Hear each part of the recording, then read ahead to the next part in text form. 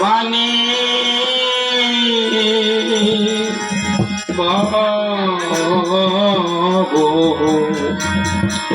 মাগরানী ভবানী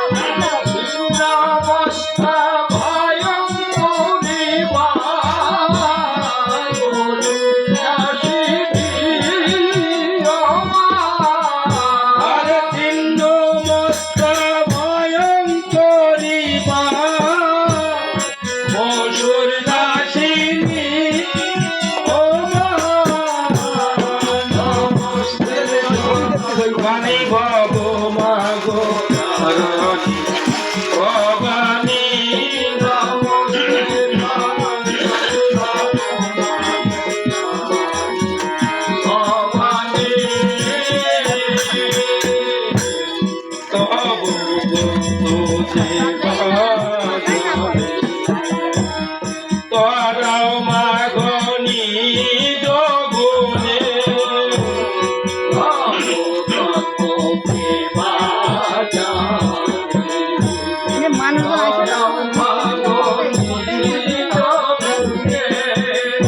আর দিন হইলে আকিন চলে মা করাও তারিণী ও মা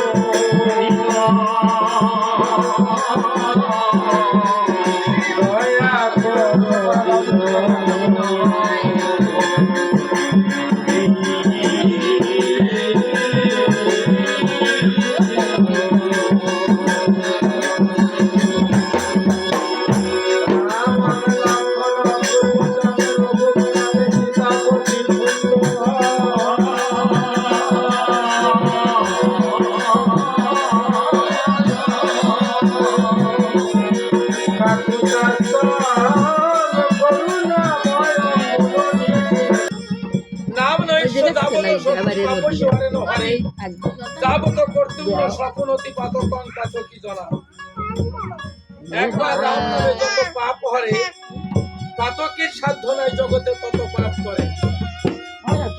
সত্য যুগে ছিল ধ্যান, মহামহামুনি ঋষিরা হাজার হাজার বছর ধ্যানে মগ্ন থেকে ভগবানের সান্নিধ্য লাভ করেছে। তাই ছিল যজ্ঞ, রাষ্ট্র যজ্ঞ, অশ্বমের যজ্ঞ, হোমের যজ্ঞ, নরমের যজ্ঞাদি দ্বারা ভগবানের কৃপা লাভ করেছে। করেছিল সেবা, ভগবানের সেবা অর্চনার মাধ্যমে ভগবানের কৃপা লাভ করেছে। সত্য ত্রেতা দ্বাপর পরিশেষে এই কলিযুগ। এহনো কলিযুগে এত বড় বড় কঠিন কর্ম আমাদের পক্ষে করা সম্ভব হবেই না। তার একমাত্র প্রধান কারণ হলো আমরা কলির জীব, আমাদের আয়ু অতীব স্বল্প।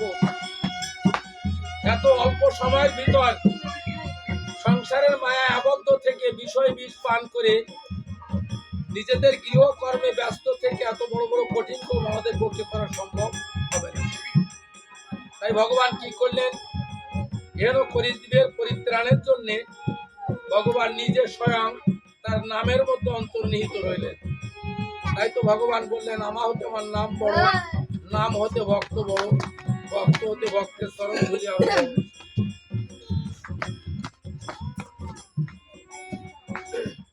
তাই তো বলছো অবুঝ মন, দিন চলে যায়, সময় চলে যায়, সময় থাকতে থাকতে একবার সেই মধুমাখা রাম নাম নে, নইলে অন্তিম কালে তোর গতি কি হবে।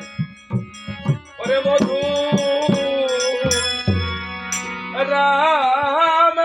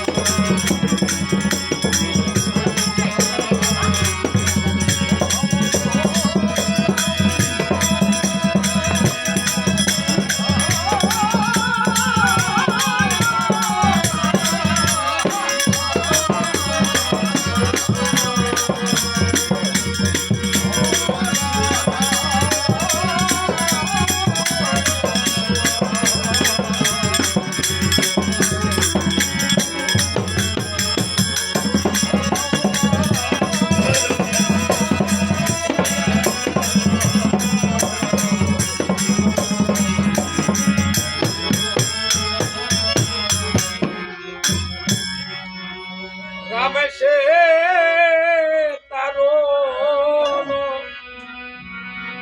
পতিত পাবন দিলি দয়া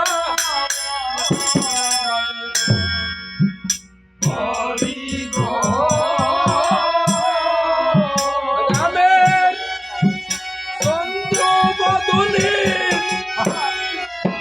কি দিব তুলনা।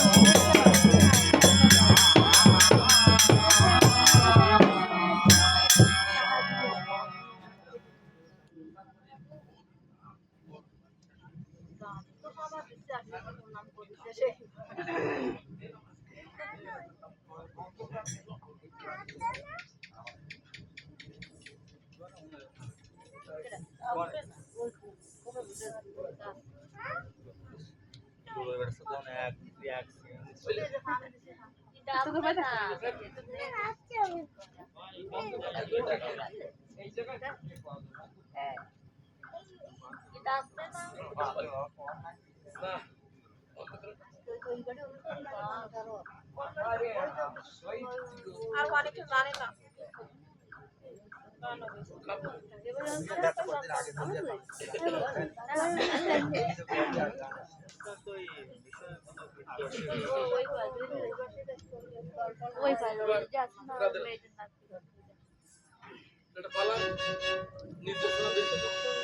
অবস্থা খুব খারাপ, ভীষণ গরম।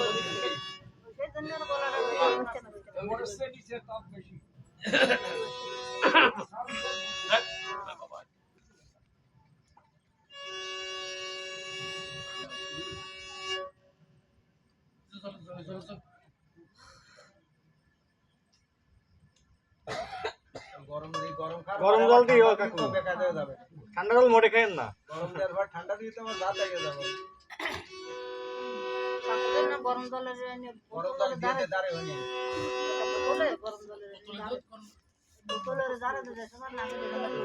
গরম জল ঠান্ডা দিলে আর সমস্যা বেশি হয়ে যায়।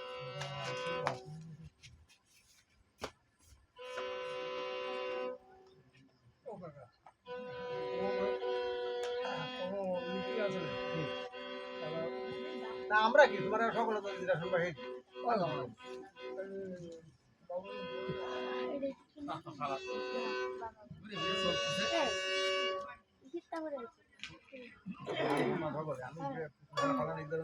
পাতা কালে বিশেষ টেস্ট হয় আমার আপা কোন দিকে দেখো দেখো করো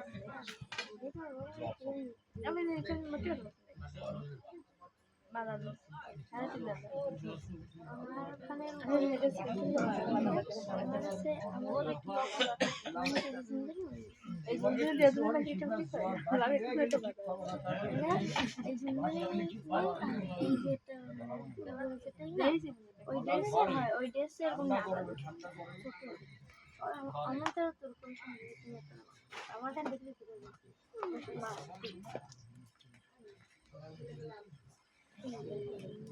একে ডালো দিতে তৈরি করে দিতে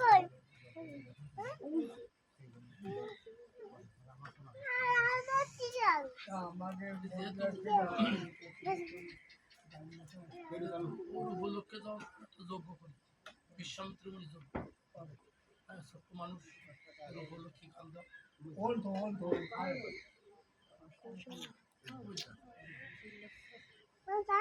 বেশি বাইক ছিল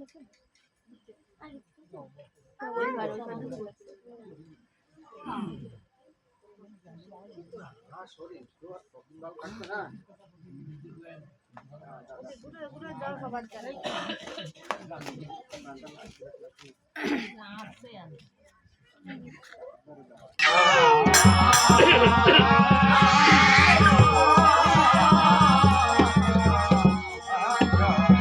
সেবা জনে গাহে নামার সেবা জনে এই ত্রিলোক পবিত্র হয় তার হেন মধুর রামায়ণ গানে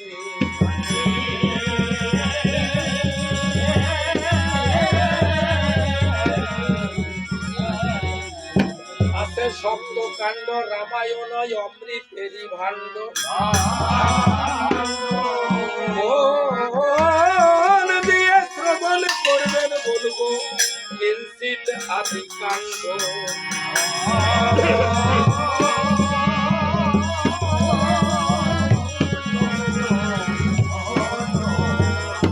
আদি কাণ্ডে শুনবেন সবাই কিঞ্চিত রামায়ণ আজ বিশ্বামিত্র মুনির যজ্ঞ রক্ষা করবেন প্রভু নারায়ণ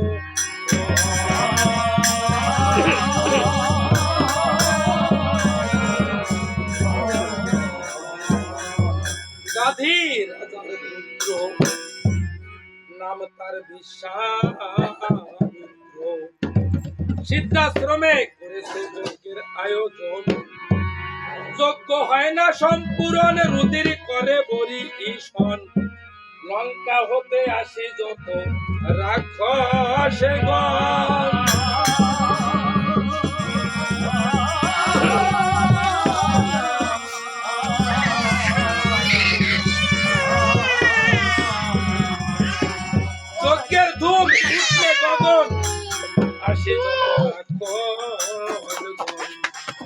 শূন্য পথে থাকি মেঘের আড়ে বারিসি আর অথুরা বাহু সুবাহু আঙ্গি ইরা শূন্য পথে থাকি তারা সিংহ নাদ আরে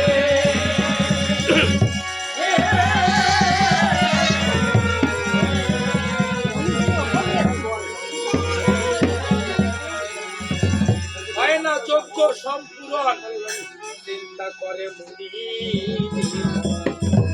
সবে মিলে একত্রেতে বসি হয় না যুক্তির সার সবে ভাবে নিজ অন্তরে বৈকুণ্ঠ হতে জানলেন না রোদের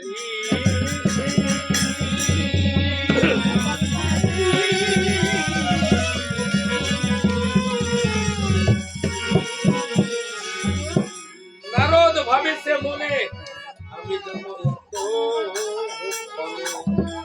যোগ্য পূর্ণ হবে আমি যুক্তি দিয়ে আসি বিনা যন্ত্র করে ধরি রাম গুণাগুণ আনন্দে চললেন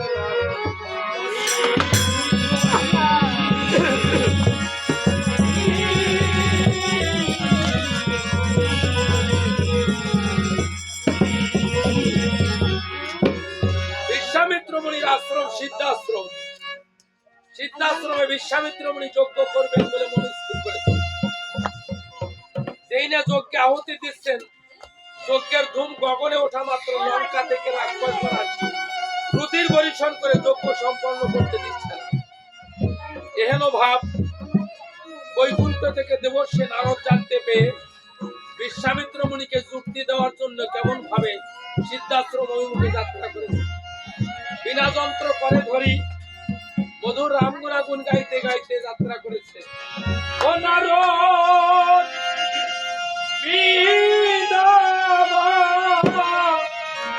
গায় নারদ চন্দ্র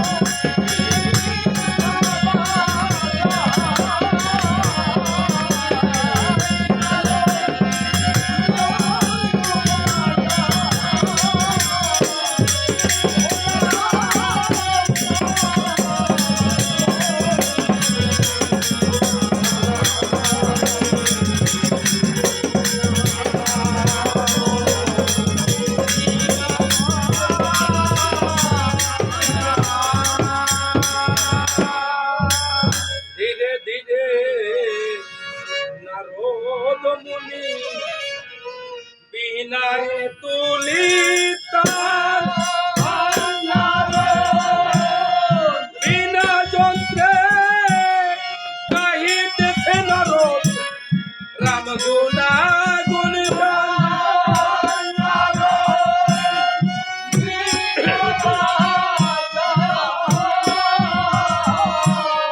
প্রথম তানে বিনায় বলেছে জনার ঘর দ্বিতীয় কালে বিনয় বলেছে ব্রহ্ম সনাতন তৃতীয় কালে বিনয় বলেছে বৈতব হরি চতুর্থ কালে বিনয় বলেছে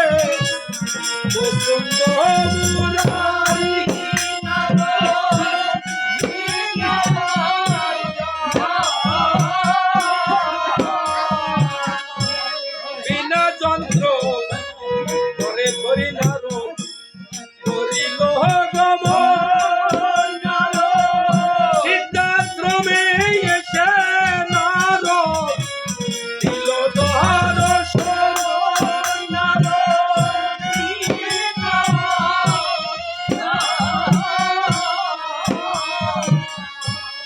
দেবর্ষি নারদ যোগ বলে সিদ্ধাশ্রমে এসে উপস্থিত। এসে দেখতে পায় বিশ্বামিত্র মুনি বিষণ্ণ বদনে বসে আছে। ডাক দিয়ে বলেছে, কি হে বিশ্বামিত্র, অমন ভাবে বিষণ্ণ বদনে কেন বসে আছো? বিশ্বামিত্র মুনি বললেন, নারদ, আমি কেন বিষণ্ণ বদনে বসে আছি তবে শোনো। বারে বারে করি আমি যজ্ঞের আয়োজন, ওই লঙ্কা হতে রাক্ষসাসী করে রুদ্রের বরিষ্ঠান। যজ্ঞ পূর্ণ হয় না তাই চিন্তিত অন্তর, কিসে যজ্ঞ পূর্ণ হবে তুমি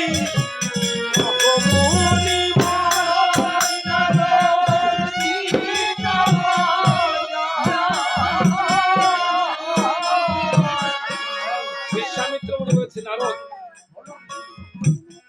আমি যতবার যজ্ঞ করতে যাচ্ছি, যেই না যজ্ঞে আহুতি দিচ্ছি, যজ্ঞের ধূম গগনে ওঠা মাত্র লঙ্কা থেকে রাক্ষসগণ আসি রুধির বরিশন করে আমার যজ্ঞ পণ্ড করে দিচ্ছে, যজ্ঞ সম্পন্ন করতে দিচ্ছে।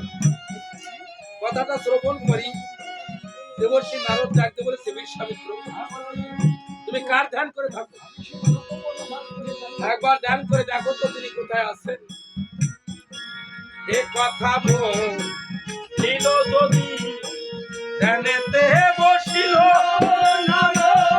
বৈকুণ্ঠেতে প্রভু পাদকে দেখিতে না পেল।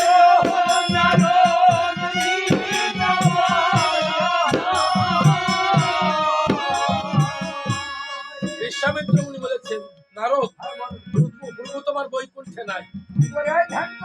এ কথা বলিল যদি কোনো ধ্যান করে, তাই অনেকে জন্ম নিয়েছে দশরথের ঘরে।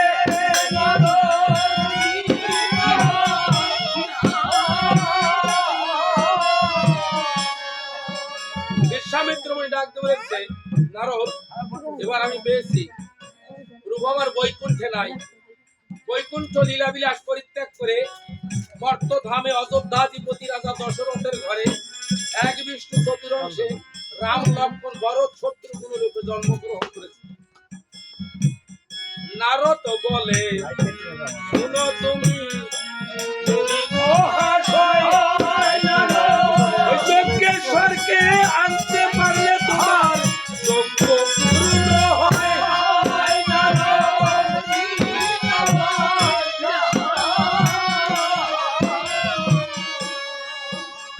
দেবর্ষি নারদ বলেছে, বিশ্বামিত্র, তুমি যদি অযোধ্যাধিপতি রাজা দশরথের দুই পুত্র রাম আর লক্ষ্মণ, ওদের দুটি ভাইকে তোমার যজ্ঞ স্থল আনতে পারো, তাহলে যজ্ঞ পূর্ণ হতে পারে। কথাটা শ্রবণ করি বিশ্বামিত্র উনি বললেন, নারদ, তুমি কেমন কথা বললে? অযোধ্যাধিপতি রাজা দশরথ, সে ছিল অপুত্রক, অনেক যাগযজ্ঞ করে অর্থনাভি গঙ্গা জলে নামি কঠোর তপস্যার বিনিময়ে রাম লক্ষ্মণ ভরত শত্রুঘ্ন চারি পুত্র প্রাপ্তি হয়েছে।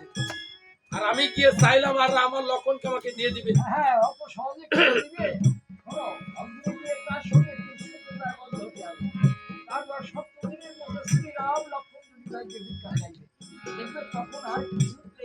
এ কথা বলিয়া নারদ করিল গমন, বিশ্বামিত্র মুনি করল অযোধ্যায় গমন।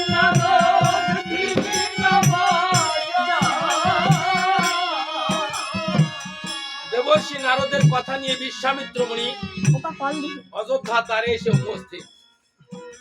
দাড়িকে ডাকতে বলেছে, দাড়ি, শীঘ্র করে রাজাকে গিয়ে বলো দ্বারে বিশ্বামিত্র মুনি এসেছে, আমি তার দর্শন প্রার্থী। কথাটা শ্রবণ মাত্র দাড়ি ছুটে গেছে। ছুটে গিয়ে ডাকতে বলেছে, মহারাজ, দ্বারে বিশ্বামিত্র মুনি এসেছে, আপনার দর্শন প্রার্থী।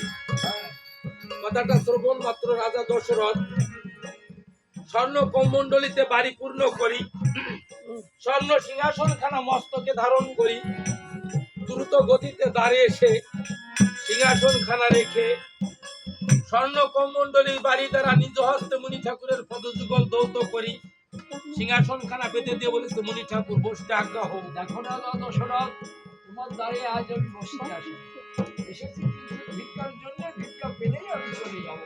আপনি বলুন আমার কাছে কি দল ভিক্ষা দেখো, চান? আমি তো যে ব্রাহ্মণ নই, আমি তোমার কাছে ভিক্ষা চাইলো, তুমি যদি আমি নিয়ে চলে গেলাম, কিন্তু আসতে হবে না। আজ আমার সঙ্গে তিরিশত্বতে আবদ্ধ হতে হবে, তারপর আমি বিবেচনা করে দেখবো তোমার কাছে আমি কিভাবে ভিক্ষা চাইতে পারি। 30 সত্যতে আবদ্ধ হতে হবে। হ্যাঁ, বিশ্বামিত্র মুনি রাজা দশরথকে যেই না বললেন ভিক্ষা আমি চাইবো, কিন্তু আগে আমার কাছে 30 সত্যতে আবদ্ধ হতে হবে, তারপর ভিক্ষা চাইবো। রাজা দশরথের তৎক্ষণাৎ মনে পড়ে গেল তারই পূর্ববংশীয় রাজা হরিশ্চন্দ্রের কথা। এই বিশ্বামিত্র মুনির কাছে 30 সত্যতে আবদ্ধ হয়ে রাজা হরিশ্চন্দ্র তার রাজ্যখানা দান করেছিলেন। সেই দানের দক্ষিণা দিতে গিয়ে স্ত্রী পুত্র বিক্রয় করি পরিশেষে নিজে বিক্রয় হয়ে দিনের বেলায় শুকর চড়াতে হয়েছিল, রাত্রের বেলায় মরা দাফন করতে হয়েছিল শ্মশানের চণ্ডাল। রাজা দশরথ মনে মনে চিন্তা করছে